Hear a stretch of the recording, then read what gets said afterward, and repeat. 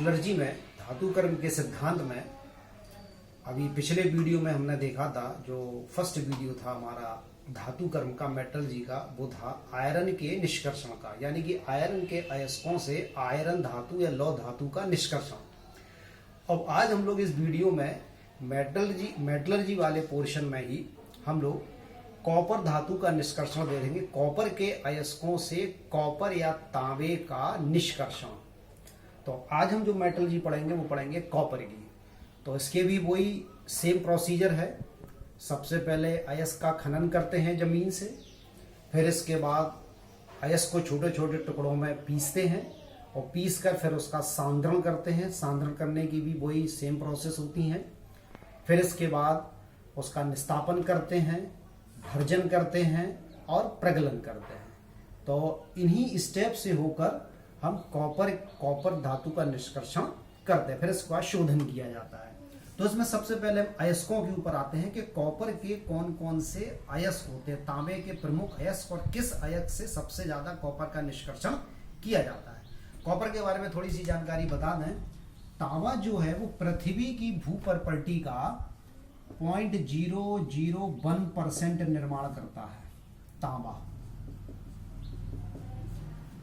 पृथ्वी की भूपर्पटी का 0.0001% ये निर्माण करता है, भूपर्पटी का जो अर्थ में हमारे। अब इसमें जो सबसे पहले इसमें हम जो हेडिंग डालते हैं वो है कॉपर के अयस्क, ओर्स कॉपर के।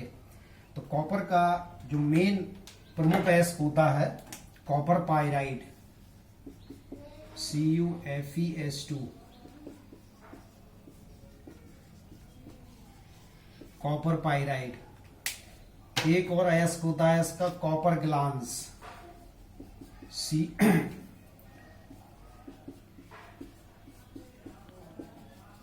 कॉपर ग्लांस होता है Cu2S। मेनली एस जो होता है, इससे हम कॉपर का निष्कर्षण करते हैं। एक क्यूप्राइट भी होता है Cu2O।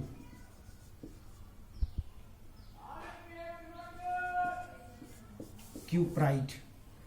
तो ये मेनली कॉपर के अयस्क होते हैं जिनसे हम कॉपर धातु का निष्कर्षण कर सकते हैं। तो उसमें जो निष्कर्षण के लिए जो अयस्क लिया जाता है वो लिया जाता है कॉपर पाइराइट। Copper pyrite.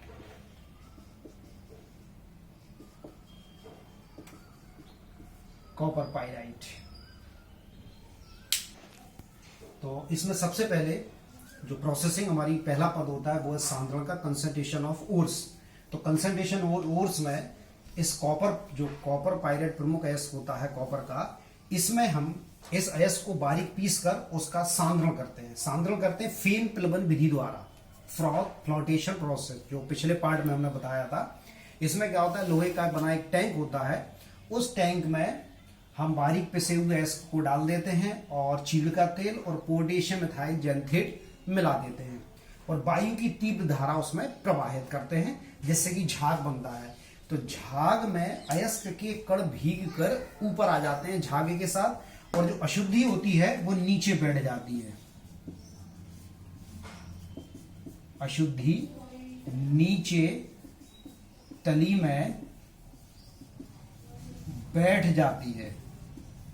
तो इस तरीके से अयस्क के कणों को जो तेल से भीग कर अयस्क के कण झाग के साथ ऊपर आ जाते हैं, उनको हम अलग कर लेते, सेपरेट कर लेते और अशुद्धि नीचे बैठ जाती है। फिर इसके बाद इसको हम भर्जन के लिए भेजते हैं। तो अगला जो स्टेप होता है वो होता है भर्जन।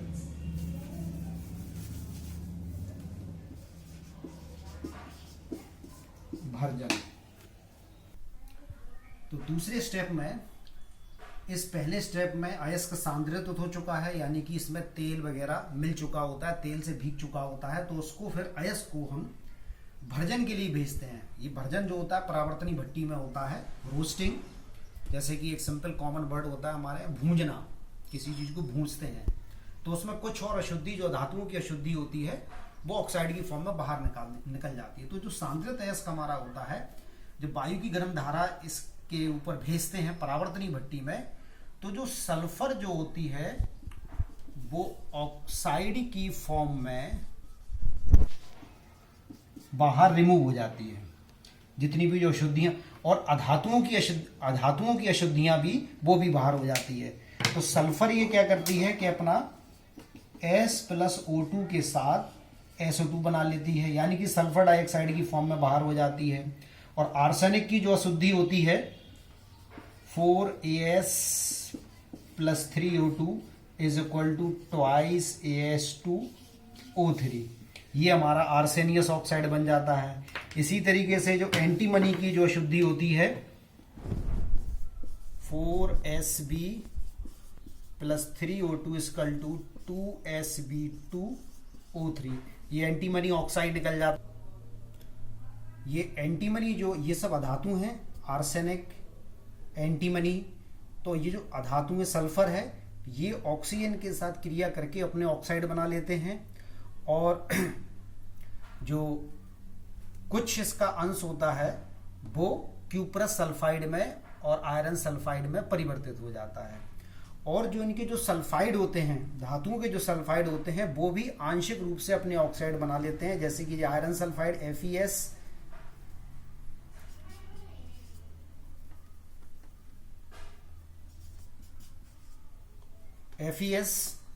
ऑक्सीजन के साथ क्रिया करके अपने ऑक्साइड बना लेते हैं। इसी तरीके से क्यूप्रस सल्फाइड ऑक्सीजन के साथ क्रिया करके क्यूप्रस ऑक्साइड बना लेते हैं। तो ये भर्जन अभिक्रिया में होता है, जिसमें कि ये अशुद्धियां भी अपने ऑक्साइड में कन्वर्टेड हो जाती हैं, और कुछ सल्फाइड जो होते हैं धातुओं के वो भी अपने ऑक्साइड में परिवर्तित हो जाते हैं।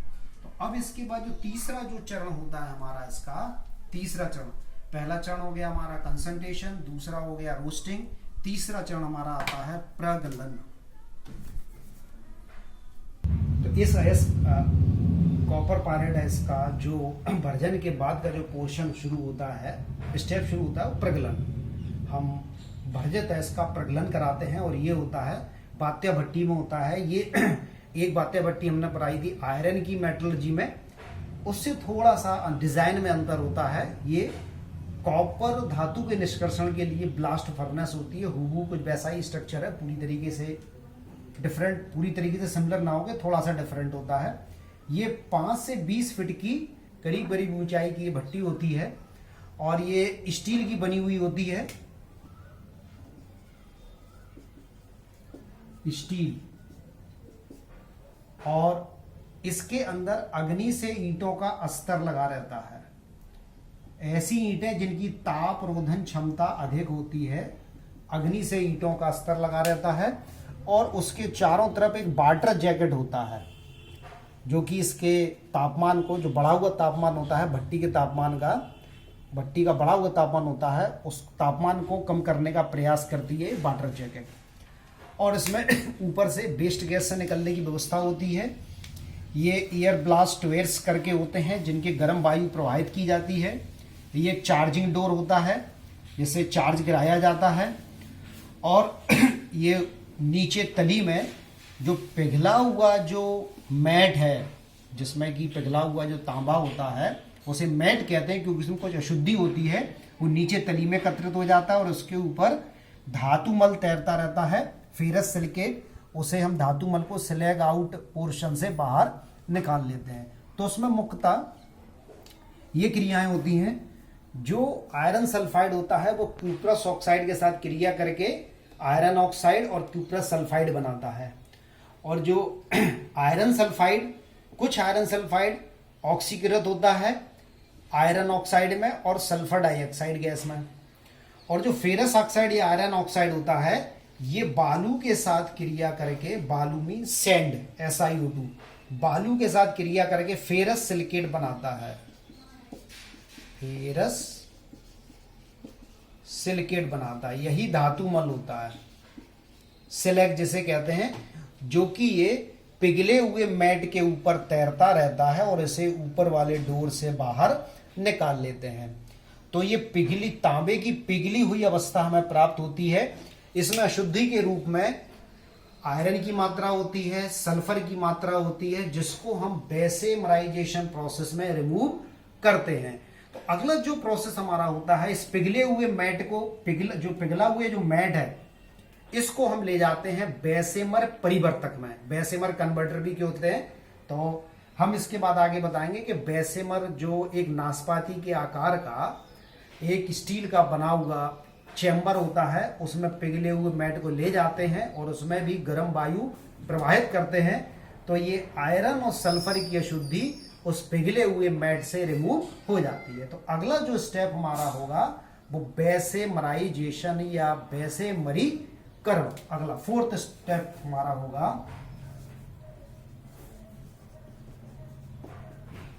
बेसेमर परिवर्तक में इसको हम भेजते हैं पिघले हुए मैट को। तो बेसेमर की किरणियां होती है, ये बेसेमर परिवर्तक होता है, कन्वर्टर होता है। जैसे आजकल मकान बनाने के लिए, बिल्डिंग बनाने के लिए वो मिक्सर प्लांट आता है, मशीन से ग्राइंडर उसमें लगा रहता है, घूमता रहता है, नाशपाती के आकार का रहता है, जिसमें सीमेंट है, गिट्टी है, बालू है, ये सब मिला के मिक्सर प्लांट आता है। उसी के शेप जैसा ये बेसेमर परिवर्तक होता है, नाशपाती के आकार का। तो उसमें अंदर की जो उसकी लेयर होती है वो क्वार्ट्स और मैग्नेसाइट की बनी होती है। स्टील का बना होता है बाहर से, और अंदर से उसके ऊपर जो लेयर रहती है वो मैग्नेसाइट और क्वार्ट्स की होती है। और उसमें टूयर्स के साथ साथ गर्म वायु भेजते हैं। तो मेनली जो रिएक्शंस होती हैं वो ये होती हैं कि जो हमारा पिघला हुआ मैट जो हमें प्रगलन के बात्या भट्टी से प्राप्त हुआ था, वो बालू के साथ क्रिया करके जो शेष बचा हुआ आयरन सल्फाइड होता है उसका ऑक्सीकरण हो जाता है, वो ऑक्सीडाइज हो जाता है। किसमें? आयरन सल्फाइड ऑक्सीजन के साथ क्रिया करके आयरन सल्फाइड ऑक्सीजन के साथ क्रिया करके आयरन ऑक्साइड बनाता है और सल्फर डाइऑक्साइड गैस बाहर निकल जाती है। और ये जो आयरन ऑक्साइड है, आयरन ऑक्साइड, ये बालू के साथ क्रिया करके धातुमल या सिलिकेट बनाता है। धातुमल जो स्लैग के रूप में एकत्रित हो जाता है। और इसके बाद इसकी ऑटो डिडक्शन अभिक्रियाएं होती हैं, जो कम से कम इसमें 2 घंटे तक हम गर्म वायु भेजते हैं टोयर्स की सहायता से। तो जो कॉपर जो सल्फाइड होते हैं वो अपने अपने ऑक्साइड में परिवर्तित हो जाते हैं। सिलिका के साथ क्रिया करके फेरस सिलिकेट बना लेती, धातुमल ऊपर तैरता रहता है। और इसमें फिर क्या होता है कि जब 2 घंटे तक कंटिन्यू हम टोयर्स की सहायता से गर्म वायु भेजते हैं बेसेमर कन्वर्टर में, तो जो कॉपर के जो सल्फाइड होते हैं, एक तो उसका ऑक्सीकरण होता है, तो क्यूप्रस सल्फाइड का ऑक्सीकरण होता है क्यूप्रस ऑक्साइड में, SO2 गैस बाहर निकल जाती है। और जो शेष बचा, ये जो क्यूप्रस ऑक्साइड है, बचे हुए क्यूप्रस सल्फाइड को कॉपर में कन्वर्ट कर देता है। ये क्यूप्रस ऑक्साइड बचा हुआ जो शेष होगा उसमें अयस्क में, उसमें क्यूप्रस सल्फाइड को कॉपर में परिवर्तित कर देता है। इस तरीके से कि पूरा का पूरा, चाहे वो सल्फाइड फॉर्म में हो चाहे वो ऑक्साइड फॉर्म में हो कॉपर, वो 6Cu बनाकर ये कॉपर अलग हो जाता है और ये SO2 गैस बनती है। अब ये SO2 गैस क्या होती है? पिघली हुई, ये कॉपर पिघली हुई अवस्था में होता है, मोल्टेन स्टेट में। इससे CO2 गैस काफी समय तक निकलती रहती है, तो ये बबल्स की फॉर्म में निकलती है। तो जो कॉपर की जो संरचना होती है वो फपोलेदार हो जाती है। जैसे कि कोई चीज, अगर कंसंट्रेटेड चीज को यदि हम बॉयल करें तो बंपिंग टाइप में होती है, बुलबुले के रूप में, बबल्स के रूप में निकलती रहती है, तो उस पर फपोले टाइप के पड़ जाते हैं। इसलिए इस कॉपर को हम फपोलेदार तांबा कहते हैं, ब्लिस्टर कॉपर।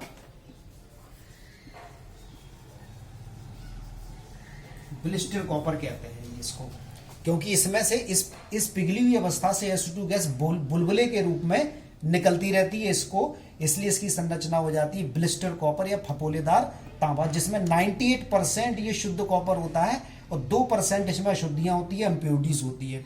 फिर इस फपोलेदार तांबे का हम पॉलिंग विधि द्वारा शुद्ध करते हैं, शोधन करते हैं, प्यूरिफिकेशन। तब कहीं जाके हमें करीबन 99.9% हमें शुद्ध तांबा प्राप्त होता है। तो कॉपर की रिफाइनिंग में या प्यूरिफिकेशन में, कॉपर की प्यूरिफिकेशन की 2 विधियां हैं। एक है परंपरागत विधि और दूसरी है मॉडर्न विधि या इलेक्ट्रोलिटिक प्रोसेस, विद्युत अपघटन विधि। पुरानी विधि को पॉलिंग विधि कहते हैं, जिसमें क्या करते हैं कि जो पिघला हुआ जो मोल्टन स्टेट का जो कॉपर होता है तो उसमें ही कुछ अशुद्धियां रह जाती हैं। तो उसमें क्या करते हैं कि कोई भी हरी लकड़ी का डंडा ले लेते हैं, पीस लेते, वुडन पीस ले लेते हैं और उसको उस तांबे, मोल्टन स्टेट के तांबे को हिलाते हैं। तो उससे क्या होता है, जो भी अशुद्धियां होती हैं वो ऑक्सीडाइज होके निकल जाती हैं, ऑक्सीडेट होके निकल जाती हैं और हमें शुद्ध तांबा प्राप्त होता है। उस शुद्ध तांबे को यहाँ पर कहते हैं टफ पिच कॉपर कहते हैं। दूसरी विधि जो वर्तमान समय प्रयोग में लाई जाती है वो है विद्युत अपघटनी प्रोसेस या इलेक्ट्रोलिटिक प्रोसेस। इसमें क्या करते हैं, सेल होता है, जाहिर सी बात है सेल है तो उसमें दो इलेक्ट्रोड होंगे, एक होगा एनोड और एक होगा कैथोड। तो उसमें एनोड जो बनाते हैं वो इम्प्योर कॉपर का बनाते हैं और कैथोड बनाते हैं शुद्ध कॉपर का, शुद्ध कॉपर सल्फेट का। और जो उसमें इलेक्ट्रोलिटिक सॉल्यूशन होता है, विद्युत अपघट होता है, वो H2SO4 और कॉपर सल्फेट का विलयन होता है। इसमें कैथोड पे जो रिएक्शन होती है, ये इस पे हमें कैथोड पे प्योर कॉपर प्राप्त होता है, जिसमें कॉपर सल्फेट कॉपर आयन में और सल्फेट आयन में डिवाइड हो जाता है, वियोजित हो जाता है।